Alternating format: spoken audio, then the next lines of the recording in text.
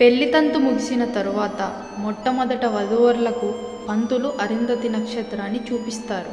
ఈ నక్షత్రాన్ని చూపించడం వెనుక ఉన్న రహస్యం ఏంటంటే, బ్రహ్మదేవుని కుమార్తె పేరు సంధ్యాదేవి.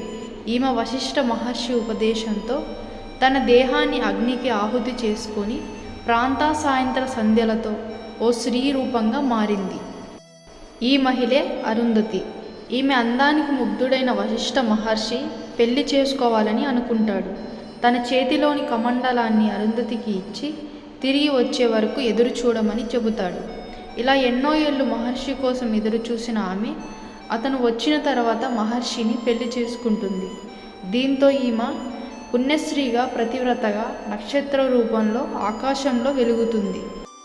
పెళ్ళైన వరుడు వధువుకు ఈ నక్షత్రాన్ని చూపించడం వల్ల అరుంధతి అంత ఓపిక సహనంతో పాటు కొత్త జంట సంతోషంగా ఉంటారని, అలాగే వారి సంసారం సాఫీగా సాగుతుందని పురాణాలు చెబుతున్నాయి. కేవలం ఈ నక్షత్రాన్ని కాదు, దీంతో పాటు వశిష్ఠ నక్షత్రాన్ని కూడా దర్శించమని చెబుతుంటారు.